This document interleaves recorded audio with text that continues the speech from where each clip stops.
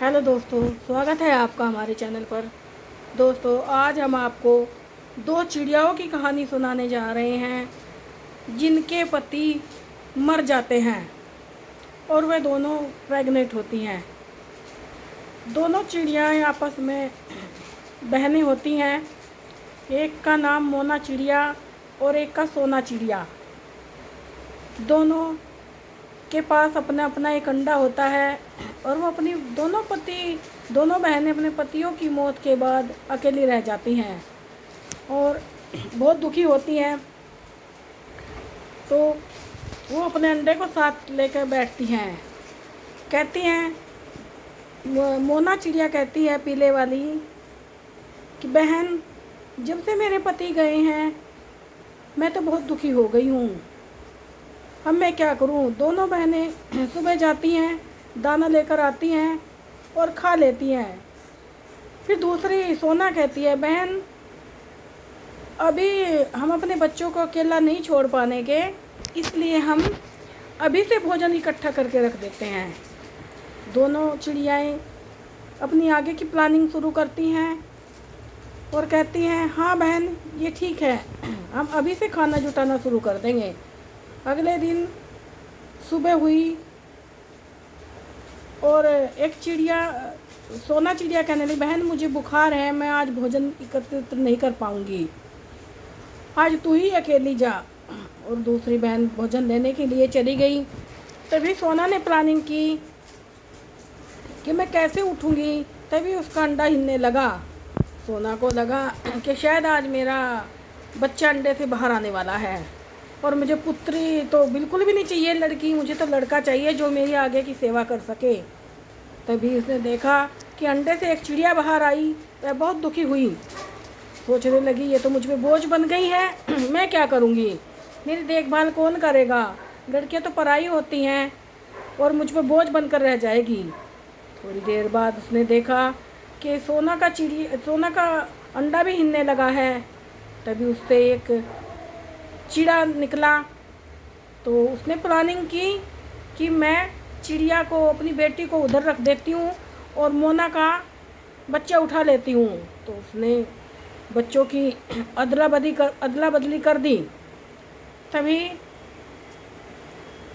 चिड़िया के बच्चे को ले आई और कहने लगी, मम्मा, मुझे बहुत ज़ोरों की भूख लगी है।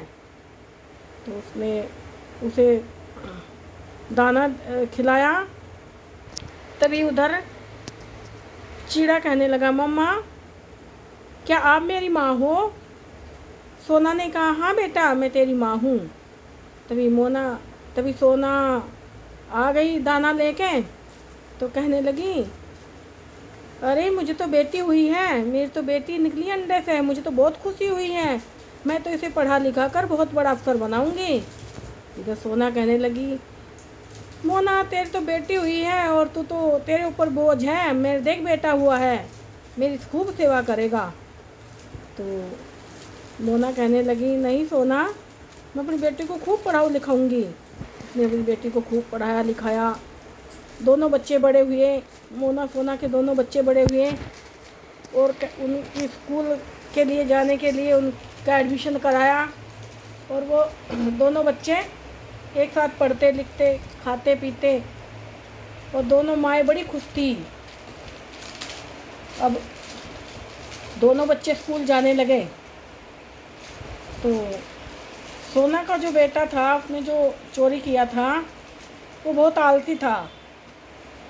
ना तो उसके पढ़ने लिखने में मन था, स्कूल तो जाता, दोनों बच्चे स्कूल जाते, पर वो पढ़ाई लिखाई में उसका मन नहीं था। चिड़िया को कहता कि तू जा, मुझे नहीं पढ़ना, मेरी मर्जी है, तू अपना काम कर। और वो धोखे से कहीं पार्क में खेलने चले जाता।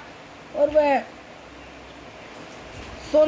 मोना की बेटी पढ़ लिख कर खूब बड़ी पद पे गई और वह एक क्लास टीचर से बोली कि टीचर सर, मुझे डॉक्टर बनना है। अब वो डॉक्टर बनने की तैयारी करने लगी।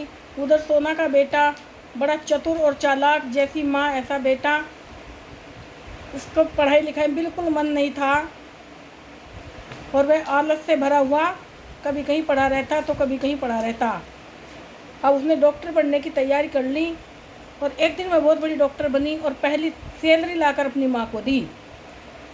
उधर सोना देखने लगी कि मोना की बेटी तो पढ़ लिख कर डॉक्टर बन गई है और मेरा बेटा क्या है, वो तो आलस से भरा हुआ है। वो कहती बेटा उठ काम कर ले, कहता माँ मुझे सोने दे, मुझे आराम करने दे। और माँ कहती है उल्लू तुझे निकाल देगा, उल्लू सर तुझे निकाल देंगे। तो कहने लगा माँ जा तू उल्लू सेठ की नौकरी तू कर, मेरे से नहीं आ जाया जाता। वो आलस से भरा हुआ लेटा रहा और उधर उसकी माँ उससे परेशान थी और गई अपने बेटे की नौकरी करने गई पौधों में पानी देने के लिए और वहाँ पे बगीचे में पानी देने लगी। कहने लगी कि मैंने कितना बड़ा धोखा किया है, मैं जिस बेटे को अच्छे से परवरिश करना चाहती थी, जो मेरा सहारा बनता, वो तो बिल्कुल बुद्धू निकला। और उधर मोना की जो लड़की है वो पढ़ लिख कर एक बड़ी डॉक्टर बन गई। अब मैं क्या करूं, मेरे पास पछताने के लिए दूसरा कोई रास्ता नहीं है।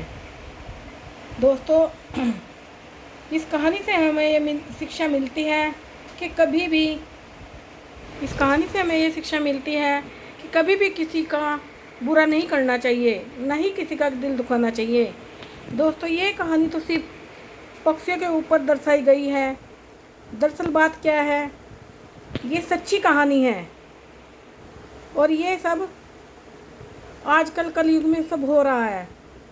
ये एक सत्य घटना है जिसके आधार पर ये कहानी बनाई गई है। दोस्तों धन्यवाद और नमस्कार।